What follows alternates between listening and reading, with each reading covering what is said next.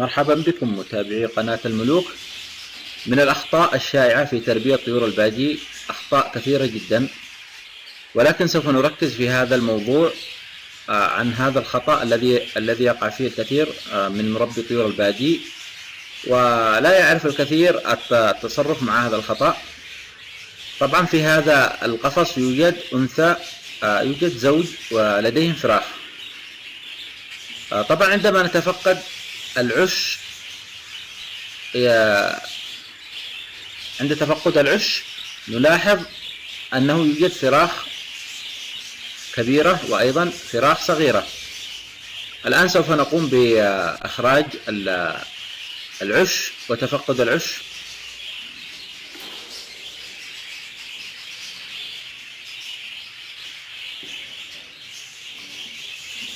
سوف نلاحظ أن داخل العش يوجد كما ذكرنا فراخ كبيرة وفراخ صغيرة. نلاحظ أن الفراخ الصغيرة بنيتها أو جسمها يكون ضعيف جدا، وطبعا السبب يكون أن الفراخ الكبيرة تأكل الأكل، تأكل أكثر كمية من الأكل، وينحرم الفراخ الصغار من أكثر الأكل، ولهذا يكون الفراخ الصغيرة جسمها ضعيف. كما تلاحظون هذا الفرخ صغير،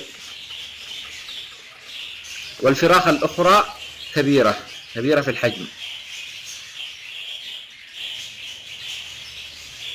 طبعا كي نعالج هذه المشكلة يجب أن نضع الفراخ الكبيرة في أرضية القفص حتى تتعلم أن تأكل بنفسها، ونترك مجال للفرخ الصغير أن يطعمه الأب والأم داخل العش. الآن سوف نقوم بنقل الفراخ الكبيرة إلى أرضية القفص. طبعا جميع الفراخ الكبيرة نلاحظ أن الفراخ ما شاء الله كبيرة أصبحت.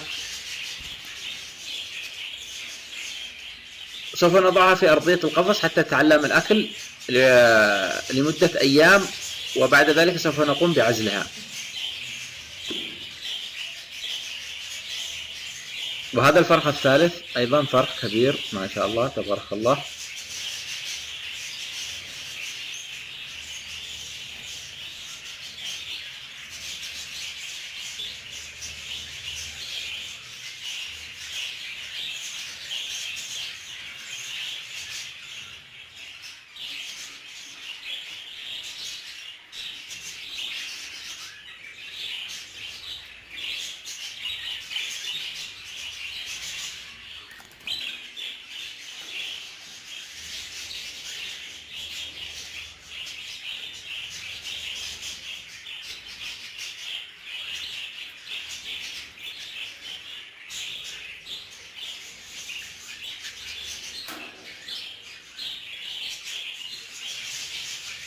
بعد أن وضعنا الفراخ في أرضية القفص، الآن سوف نقوم بتنظيف العش جيدا.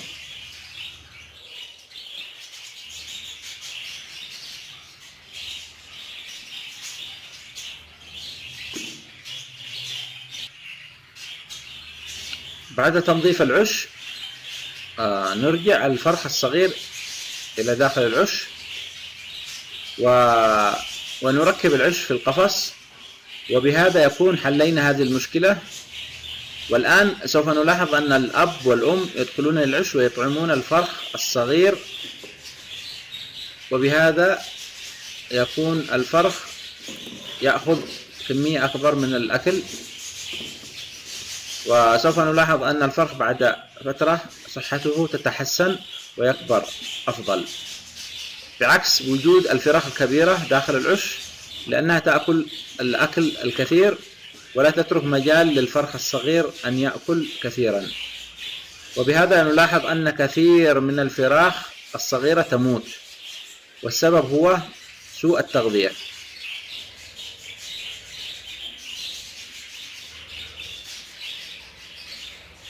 الآن نلاحظ أن الذكر يدخل إلى العش. الآن الذكر دخل إلى العش وسوف يقوم بإطعام الفرخ الصغير، وبهذا يكون حافظنا على جميع الفراخ من الموت. نتمنى لكم الفائدة وانتظرونا في مقطع قادم إن شاء الله.